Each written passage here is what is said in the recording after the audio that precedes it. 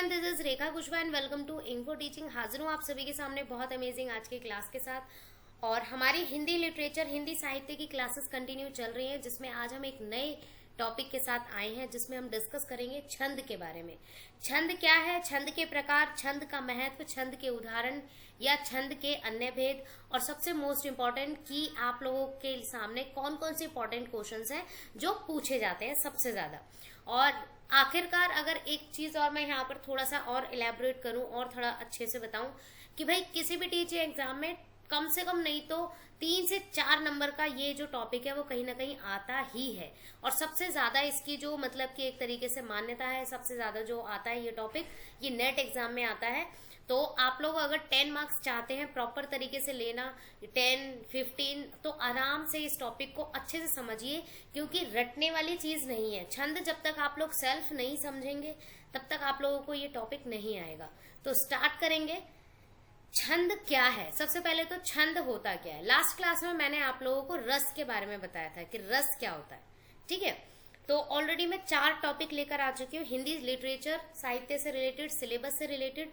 तो वो टॉपिक भी देख लीजिए, जहां पर हिंदी की शुरुआत कहाँ से हुई थी, हिंदी साहित्य की शुरुआत कहाँ से हुई थी, और फिर हम एक तरीके से सीरीज वाइज कंटिन्यू चल रहे हैं। और अब आ गए हम छंद के ऊपर। तो रस के बारे में मैंने ऑलरेडी बता दिया है, देख लेना। अब हम छंद के बारे में पढ़ते हैं। तो भाई छंद एक ऐसा नियमबद्ध रचना है या रचित रचना है जिसमें वर्णों और मात्राओं की एक निश्चित व्यवस्था होती है। और किस में होती है? कविताओं में। जो स्पेशली यहाँ पर लिखा हुआ है कि छंद कविता का वह ढांचा है जिसमें काव्य में लय आता है, संगीतात्मकता आती है और सौंदर्य आता है, ठीक है। तो जैसा आप लोगों को ऑलरेडी मैंने बताया था रस वाले टॉपिक में कि रस जो है वो कविताओं में ही झलकता है, ठीक है। कविताओं में ही रस के सारे जो टॉपिक है, रस का जो पूरा कॉन्सेप्ट है वो कविताओं में ही झलकता है। उसी प्रकार छंद भी हमारा कविताओं में ही दिखता है, ठीक है। कविताएं किस तरीके से, किस प्रकार से लिखी जाती हैं और कहाँ कहाँ पर कब रुकना है, कब उसमें एक तरीके से कौन कौन से चिन्ह आने हैं, कौन कौन सी मात्राएं लगनी है, तो वो एक तरीके से नियम बनाए गए हैं, एक रूल बनाए गए हैं, ठीक है। तो जो रस है उसके अंदर नियम नहीं होते, छंद में नियम होते हैं। इस बात को भी आप लोगों को याद रखना है। दोबारा से एक बार परिभाषा को समझेंगे। छंद वह नियमबद्ध रचना है जिसमें वर्णों, ठीक है, वर्णों यानी कि पूरा हमारा वर्ण, चाहे वो स्वर हो चाहे व्यंजन हो, दोनों को ही शामिल किया गया है। वर्णों और मात्राओं की एक निश्चित व्यवस्था होती है, ठीक है। छंद कविता का वह ढांचा है जिसमें लयात्मकता आती है, सुर, एक राइमिंग आती है। आप लोगों ने बचपन में बहुत सारी पोएम्स पढ़ी होंगी, ठीक है। जैसे सबसे ज्यादा मोस्ट वायरल पोएम जो आई थिंक 90s के, 70s के, 80s के बच्चों ने मतलब सभी ने पढ़ी हैं, जो भी एज के हिसाब से, मछली जल की रानी है, जीवन उसका पानी है। तो मतलब लयात्मकता है, एक संगीतात्मकता है। तो उसी प्रकार जो कविताएं हैं हिंदी साहित्य में, उनको किस प्रकार लिखा गया है, तो छंद के माध्यम से उनको यहाँ पर एक तरीके से सरलीकरण दिया गया है, तो उसको हम जानेंगे, ठीक है। तो मेरे हिसाब से छंद की परिभाषा आप लोगों को समझ आ गई होगी। अब यहाँ पर थोड़ा शॉर्ट टर्म में ये बता दिया है कि एक्चुअल में छंद होता क्या है। छंद कविता का कलेवर या मापदंड होता है जिसमें विशेष मात्राओं, वर्णों के आधार पर कविता रची जाती है। मतलब कि किसी भी कविता को किस तरीके से लिखना है, किस तरीके से प्रस्तुत करना है, तो वो चीज हमारी एक तरीके से छंद के कहीं ना कहीं उसमें छंद के सारे गुण आते हैं, क्योंकि छंद में ही वर्णों और मात्राओं का एक निश्चित ढांचा, एक निश्चित रूल या नियम बनाया गया है। उसी हिसाब से कविता को मतलब रचित किया जाता है, ठीक है। तो ये चीज आप लोगों को मेरे हिसाब से परिभाषा के हिसाब से तो अच्छे से याद हो गई होगी। अब बढ़ते हैं छंद के अंग। जब तक आप लोग मतलब एक तरीके से छंद को समझने के लिए सबसे पहले आप लोगों को ये जो हमारी 7 चीजें हैं, ये अगर आप लोगों ने अच्छे से समझ लिया तो मेरे हिसाब से आप लोगों का छंद का जो टॉपिक है वो 80% तो क्लियर हो ही जाएगा, ठीक है। छंद सिर्फ और सिर्फ एक बात, नॉर्मली इन 7 चीजों पर सबसे ज्यादा मतलब कि कोरिलेट करता है, सबसे ज्यादा संबंधित इन्हीं चीज से है। सबसे पहला है चरण किसे कहते हैं। जब भी हम आगे पढ़ेंगे छंद के बारे में तो उसमें चरण या पाद किसे कहते हैं, दोनों के बारे में आप लोगों को पता होना चाहिए। चरण का मतलब क्या होता है, तो यहाँ पर एक एग्जाम्पल, एक उदाहरण के तौर पर मैंने एक मतलब दोहा लिखा हुआ है, कबीर जी का दोहा। दुख में सुमिरन सब करे, सुख में करे न कोई, जो सुख में सुमिरन करे तो दुख काहे को होए। तो यहाँ पर देखिए चरण और पाद दोनों में मतलब दोनों एक ही है, बट इसमें डिफरेंस बता रही हूँ कि एक्चुअल में होता क्या है। दुख में सुमिरन सब करे, तो देखिए यहाँ पर एक चरण तो हमारा ये हो गया, ठीक है, कॉमा के बाद हमारा दूसरा चरण स्टार्ट हो जाता है, दुख में करे ना कोई, दूसरा चरण ये हो गया। तीसरा चरण है जो सुख में सुमिरन करे तो दुख काहे को होए। तो टोटल कितने कितने चरण हो गए, 4 चरण हो गए, ठीक है। मेरे हिसाब से ये चीज क्लियर हो गई। वर्ण या मात्रा, तो मतलब ये जो पूरा दोहा है या वर्ण और मात्राओं से मिलकर बना है, तो इतना भी क्लियर हो जाएगा आप लोगों को। संख्या या क्रम, तो ये जो है दोहा को एक तरीके से क्रमानुसार लिखा गया है, इसे सुव्यवस्थित तरीके से लिखा गया है, मतलब कि अस्त व्यस्त तरीके से नहीं लिखा गया है, इसे सुव्यवस्थित और संख्या वाइज या क्रम वाइज लिखा गया है, तो ये भी क्लियर है। सबसे ज्यादा जो क्वेश्चंस आते हैं, सबसे ज्यादा इंपॉर्टेंट टॉपिक जो आप लोगों को याद रखना है वो यहां से याद रखना है, यति, गति, तुक और गण, ठीक है। अब यति क्या होता है, यति नॉर्मली आप लोगों को याद रखना है। अगर यहाँ पर मैं छोटा सा एक एग्जाम्पल देकर बताऊं, जब कोई इंसान चल चल कर थक जाता है, ठीक है, तो वह विश्राम करता है, ठीक है। जब कोई इंसान लिखते लिखते थक जाता है तो वो एक तरीके से विराम चिन्ह लगाता है अपने लिखने पर। परंतु जब कोई इंसान पढ़ते पढ़ते थक जाता है तो वो एक विराम लगाता है, ठीक है। अब यहाँ पर थकने वाली बात नहीं कहूंगी, यहाँ पर नॉर्मली किसी भी कविता को किस तरीके से या किस गति में पढ़ना चाहिए, या कब रुकना चाहिए, कब थोड़ा सा हमें सांस लेनी चाहिए, तो उसके हिसाब से हमारा यहाँ पर यति को स्पष्ट किया गया है कि यति क्या होती है, एक विराम होता है, ठीक है। नॉर्मली अगर आप लोगों को एग्जाम्पल के तौर पर होप सो समझ आ गया होगा, यति एक विराम होता है कि दुख में सुमिरन सब करे, तो करे के बाद 1 से 2 सेकंड का विराम होगा, सुख में करे ना कोई। तो ये जो बीच में मतलब ये जो स्पेस है यहाँ पर, ठीक है, ये स्पेस जो एक होता है ये हमारा यति का स्पेस होता है कि कहाँ पर किस तरीके से रुकना है, तो वो यति। गति आप लोगों को पता चल गया कि किस गति में हम इस दोहे को पढ़ रहे हैं। तुक का मतलब होता है राइमिंग मिलाना, जैसे राइमिंग यहाँ पर तो करे लास्ट में और करें दोनों में सेम है, बट लास्ट में जो है मतलब जब हमारा मतलब यहाँ पर 2 चरण खत्म हो रहे हैं, पहली वाली पंक्ति में कोई और दूसरी वाली पंक्ति में 2 चरण खत्म हो रहे हैं, तो होए, तो कोई और होए दोनों में क्या है, एक तुक है, एक लय है, ठीक है, जिसे राइमिंग बोलते हैं, ठीक है। तो वो चीज हमारा मतलब कि एक तरीके से आ जाता है तुक में। गढ़ आप लोगों को याद रखना है, गढ़ में वैसे तो गढ़ के ऊपर एक अलग से टॉपिक बन सकता है, बट यहाँ पर इस छंद वाले टॉपिक को याद रखने के लिए आप लोगों को गढ़ याद रखना है। 3 वर्णों से मिलकर बना हुआ, 3 वर्णों से मिलकर बना हुआ जो शब्द होता है वो हमारा गण कहलाता है, ठीक है। अब आ जाते हैं छंद के मुख्य प्रकार, या 2 उसके मुख्य प्रकार होते हैं जिससे रिलेटेड क्वेश्चंस आते हैं।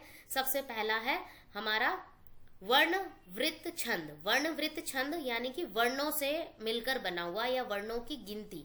वर्ण यानी कि जो हमारे स्वर या व्यंजन दोनों होते हैं उनमें, तो सबसे ज्यादा यहाँ पर क्या होगा, स्वरों के हिसाब से और वर्णों के व्यंजनों के हिसाब से मतलब कि गिनती होगी, उसके हिसाब से हमारा ये बनेगा वर्णवृत्त छंद। वर्णवृत्त छंद में 2 चीजें आती हैं, लघु और दीर्घ। लघु मात्राएं वो होती हैं जो मतलब छोटी मात्राएं होती हैं, जैसे अ, ठीक है, और छोटी ई हो गई, ठीक है, छोटा ऊ हो गए, तो ये सारे के सारे हमारे लघु मात्राओं में आएंगे। और जो गुरु है वो बड़ी मात्रा में आते हैं, बड़े जो होते हैं दीर्घ मात्राओं में, जिसमें बड़ा आ हो गया, बड़ी ई हो गई, ठीक है, बड़ा ऊ हो गए। तो इस प्रकार से तो मात्राओं के हिसाब से आप लोगों को ये याद रखना है। अब जैसे उदाहरण के लिए यहाँ पर इंद्र वज्रा, उपेंद्र वज्रा, हरिणी, वसंत तिलिका, मंदा कांता, ठीक है, तो मंदा क्रांता आदि, ये सारे के सारे क्या है, वर्णवृत्त छंद के उदाहरण है, ठीक है। संस्कृत या ब्रज काव्य में वर्णवृत्त छंद बहुत ज्यादा पाए जाते हैं, ठीक है। इस पॉइंट को भी याद रखेंगे, ये मैंने इंपॉर्टेंट के तौर पर मतलब कि लिख दिया क्योंकि इससे रिलेटेड क्वेश्चंस बनते हैं। संस्कृत और ब्रज काव्य में, जो संस्कृत लैंग्वेज में और ब्रज मतलब कि भाषा में काव्य लिखे जाते हैं, कविताएं लिखी जाती हैं, उसमें वर्णवृत्त छंद सबसे ज्यादा मिलेंगे और वहां पर ऐसे उदाहरणों का उपयोग होगा, ठीक है। इस बात को भी याद रखेंगे। अब वर्णवृत्त छंद की थोड़ी मतलब डेफिनेशन पढ़ लेते हैं। इसमें वर्णों की गिनती होती है सबसे पहले तो, ठीक है। लघु और गुरु यानी कि छोटी और बड़ी वर्ण मतलब मात्राओं या वर्णों के क्रम पर आधारित होती है, क्रमों के अनुसार चलता है, ठीक है। मात्राएं नहीं होती, वर्णों की संख्या मुख्य होती है। यहाँ पर मात्राओं को नहीं, वर्णों की संख्या को मेन माना जाता है, ठीक है। दूसरा जो प्रकार है छंद का वो है मात्रावृत्त। अब एक बात यहाँ पर आप लोगों ने देखी होगी कॉमन, कि वर्णवृत्त यानी कि वर्णों से रिलेटेड और मात्रावृत्त यानी कि मात्राओं से रिलेटेड।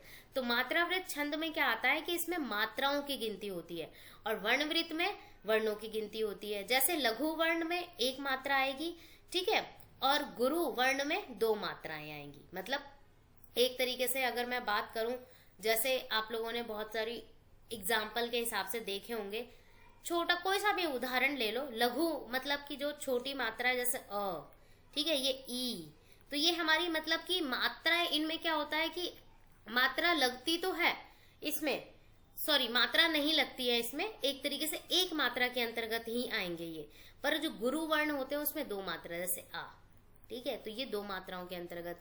तो यहाँ पर वर्ण के हिसाब से जो मतलब कि बताया गया, अब थोड़ा सा आगे आप लोगों को पता चलेगा एक चरण में कुल कितनी मात्राएं होनी चाहिए, ये पहले से ही निश्चित होता है। तो पहले से ये मतलब कि एक फिक्स्ड है, क्योंकि छंद क्या है हमारा एक प्रॉपर तरीके से मतलब स्ट्रक्चर बनाया हुआ है ऑलरेडी, इसको ना हम चेंज कर सकते हैं ना कोई और चेंज कर सकता है, ये पहले से बना हुआ आ रहा है जब से साहित्य कविताओं का एक तरीके से मतलब कि उदय हुआ था तब से, ठीक है। अब इसमें एग्जाम्पल है दोहा, चौपाई, सौरठा, रोला, आर्या, गीतिका, तो ये सारे के सारे हमारे मात्रावृत्त छंद के उदाहरण है और इससे आप लोगों को पता चल जाएगा।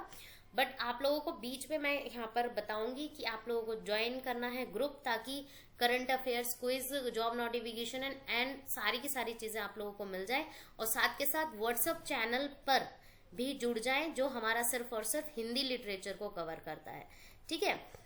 और लाइक, शेयर एंड सब्सक्राइब भी कर देना। अब पढ़ते हैं छंद की मात्राएं, सबसे ज्यादा जिसमें से इंपॉर्टेंट क्वेश्चंस बनते हैं। भाई देखो परिभाषाएं तो एमसीक्यू क्वेश्चंस में नहीं आती हैं, बहुत कम आती हैं, बट ये जो टॉपिक है जो यहाँ पर मैं इंपॉर्टेंट लिख रही हूँ उनको अच्छे से कर लेना। छंद जैसे दोहा, ठीक है, तो इसमें 13 और 11 मात्राओं के हिसाब से चलता है। 4 चरण होते हैं, विषम चरण 13 मात्राओं के हिसाब से होता है, सम चरण में 11 मात्राएं होती हैं, ठीक है। चौपाई 16 मात्राओं के हिसाब से चलता है, सभी चरणों में 16 मात्राएं होती हैं। और सौरठा होता है 11 और 13 मात्राओं के हिसाब से चलता है, जो दोहे का बिल्कुल उल्टा रूप माना जाता है। रोला में टोटल 24 मात्राएं होती हैं, 12-12 के हिसाब से चलती हैं। और गीतिका में टोटल 20 मात्राएं होती हैं, प्रत्येक चरण में 20 मात्राएं मिलेंगी, प्रत्येक चरण। मतलब चरण आप लोगों को पहले ही बता दिया था, चरण यानी कि पंक्ति, एक तरीके से एक लाइन, एक पंक्ति, कविता की एक लाइन, उसके अंदर आप लोगों को 20 मात्राएं मिलेंगी, तो उसका मतलब समझ जाना कि वो गीतिका है, ठीक है। तो उस हिसाब से इसको थोड़ा सा लिखा गया है। छंद का नाम दोबारा से एक इम्पॉर्टेंट यहाँ पर मैंने फॉर्मेट बनाया हुआ है जिसको आप लोगों को और अच्छे से रिवाइज करना है।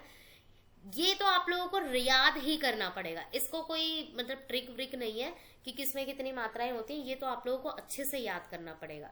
दोहा 4 के हिसाब से चलता है, 2 पंक्तियां, प्रत्येक में 2 चरण, ठीक है। 2 पंक्तियां होंगी और उसमें मतलब अभी जो मैंने एक आप लोगों को कबीर जी का दोहा कराया था उसमें उस हिसाब से। चौपाई में 4 पंक्तियां होती हैं, ठीक है, 4 पंक्तियां होंगी एक तरीके से, इस तरीके से, ठीक है। और 2 पंक्तियां और 2 चरण इस तरीके से बने होते हैं, ये इस तरीके से जो पूरा फॉर्मेट है होता है, और उसको भी इस तरीके से डिवाइड किया जाता है, ठीक है। तो ये हमारा चौपाई में आ जाएगा। श्लोक में 4 चरण होते हैं और सौरठा में भी 4 चरण होते हैं, ठीक है। अब उदाहरण के लिए देखिए, दोहा का उदाहरण फिर से आ गया है। बड़ा हुआ तो क्या हुआ, जैसे पेड़ खजूर, पंथी को छाया नहीं, फल लागे अति दूर, ठीक है। तो इसमें पहली पंक्ति में 13 मात्राएं हैं और दूसरी पंक्ति में 11 मात्राएं हैं। तो अभी हमने दोहा का एग्जाम्पल पढ़ा था, ठीक है। दोहा का एग्जाम्पल क्या था, 13 और 11 के हिसाब से चलता है, ठीक है। तो वही सेम चीज। तो आप लोग मुझे कमेंट सेक्शन में चौपाई का, श्लोक का, सौरठा का कोई ना कोई एग्जाम्पल जरूर दें, ताकि मुझे पता चले कि आप लोग तैयारी कंटिन्यू कर ही रहे हैं। छंद के अन्य भेद जो ज्यादा इतने इंपॉर्टेंट नहीं रहेंगे बट आ सकते हैं। अन्य भेदों में संवृत है, चारों चरणों में वर्ण या मात्रा समान होती है इसमें, ठीक है। विषमवृत में होता है, चरणों में मात्रा या वर्ण असमान होते हैं। चरणों में मात्राएं भी और वर्ण दोनों असमान होंगे। अर्ध समवृत में क्या होते हैं, 2-2 चरण एक समान होते हैं, मतलब सेम लाइन होंगे, जो सेम तरीके से होंगे, 2-2 चरण एक समान मतलब देखने के लिए मिलेंगे। अब सबसे इंपॉर्टेंट होगा हमारा यहाँ पर लोक छंद। लोक छंद और एक साहित्यिक छंद आता है, वो मैं इंपॉर्टेंट बताती जा रही हूँ। लोक छंद क्या होता है, लोक छंद में वे छंद होते हैं जो जन सामान्य के बीच स्वतः विकसित होते हैं, मतलब सेल्फ विकसित हो जाते हैं, और ये नियमबद्ध नहीं होते। जो लोक भाषा, लोक गीत होते हैं उसमें से कहीं ना कहीं निकलते हैं, ठीक है। तो ये लोक गीत, लोक भाषा और लोक परंपरा के आपस के अनुसार चलते रहते हैं, मतलब अपने अपने क्षेत्रीय भाषा के अनुसार ये मतलब कि डेवलप विकसित होते हैं उसके हिसाब से, ठीक है। और गीत भी आते हैं इसके अंदर, लोक भाषाएं भी आती है, बहुत सारी चीजें। तो लोक छंद में ये सारी चीजें इंपॉर्टेंट याद रखनी है। देन है हमारे सामने साहित्यिक छंद, ये भी इंपॉर्टेंट है, जो जिसे हम काव्य छंद के नाम से भी जानते हैं। साहित्यिक छंद वे छंद होते हैं जो नियमबद्ध होते हैं, अर्थात इनमें वर्णों या मात्राओं की निश्चित व्यवस्था होती है। ये काव्य शास्त्र के अनुसार रचे जाते हैं। नॉर्मली जो एक्चुअल छंद है, मतलब कि छंद जब हमने स्टार्टिंग में पढ़ा था तो उसी की परिभाषा इन्होंने बताई है कि साहित्यिक छंद ये होते हैं, हिंदी साहित्यिक छंद ये है जिसमें नियमबद्ध चलते हैं सारी चीजें और काव्य के अनुसार या काव्य शास्त्र के अनुसार रचे गए हैं, ठीक है। अब देखिए यहाँ पर लोक छंद कहाँ कहाँ पर प्रचलित है, और ये भी इंपॉर्टेंट फॉर्मेट है, आप लोग याद रखना, इंपॉर्टेंट क्वेश्चंस के हिसाब से आ जाता है। आल्हा बुंदेलखंड का है, और यहाँ पर वीर गाथा बहुत मतलब कि एक तरीके से प्रस्तुत मतलब है होती है ज्यादातर, और जिसे हम कह सकते हैं कि विख्यात या कहीं ना कहीं फेमस भी है। विरहा पूर्वी उत्तर प्रदेश और बिहार में मतलब कि बोले जाते हैं, मतलब कि इसको मतलब एक तरीके से जिसे मैं कह सकती हूँ बयां किया जाता है, बोला जाता है, ठीक है। तो ये लोक छंद है, मतलब लोक छंद मतलब लोगों के आपस के छंद जो आपस में वो बनाते हैं कहीं ना कहीं। चेतावनी अवध क्षेत्र में प्रेम और विरह के यहाँ पर मतलब कि टॉपिक के हिसाब से मिलेंगे। कहरवा भोजपुरी क्षेत्रीय मिलेंगे जो विवाह और लोक जीवन के हिसाब से बने हैं। और फगुआ पूर्वांचल मतलब कि क्षेत्र के हिसाब से मिलेंगे, होली और हास्य के हिसाब से हैं। बारहमासा उत्तर भारत में पाए जाते हैं, मतलब कि उत्तर भारत की जगहों पर ज्यादा प्रचलित है। 12 महीने के भाव उसमें व्यक्त किए जाते हैं, ठीक है। तो ये उदाहरण के हिसाब से यहाँ पर बताया था। अब छंद का महत्व क्या होता है, छंद होने क्यों चाहिए, छंद एक्चुअल में कविताओं में क्यों होना चाहिए। कविता में संगीत और लयात्मकता आती है, छंद के साथ पाठक को काव्य का रस अधिक मिलता है, ठीक है। आनंद बहुत आता है, अगर छंद नहीं होंगे तो आनंद नहीं आएगा, मतलब रस से ज्यादा आनंद आता है। भावों की प्रस्तुति अधिक प्रभावी होती है या लगती है, तो ये इंपॉर्टेंट है, ये भी याद रखेंगे, ठीक है। अब इंपॉर्टेंट क्वेश्चन देख लेना कि किस तरीके से क्वेश्चन एमसीक्यू में बन सकते हैं। छंदों में मात्रा गिनना सीखें कि कितनी मात्राएं होती हैं, तो आप लोगों को उससे पहले आप लोगों को छंद पढ़ने पड़ेंगे। चाहे आप सौरठा पढ़ रहे हो, रोला पढ़ रहे हो, कोई भी पढ़ रहे हो, चौपाई पढ़ रहे हो, तो आपको मात्राएं गिनना सीखना पड़ेगा। उस हिसाब से आप लोगों को थोड़ा सा और अच्छे से समझ आ जाएगा, प्रैक्टिस करोगे तो और अच्छे से समझ आ जाएगा। दोहा, चौपाई, सौरठा के उदाहरण याद रखने हैं। दोहे में 13 और 11 मात्राओं का नियम बार बार पूछा जाता है, ये भी याद रखना है। साहित्यिक छंद और लोक छंद में क्या डिफरेंस है, ये भी आप लोगों को याद रखनी है। तो ये 4 कुछ चीजें हैं जो इम्पोर्टेंट है, जो आप लोगों को बताई हैं, और होप सो आप लोग इसे अच्छे से कर लेंगे। और बस अपना पॉजिटिव फीडबैक एंड सपोर्ट देना। नेक्स्ट क्लास में मिलते हैं। So keep learning, thanks for watching.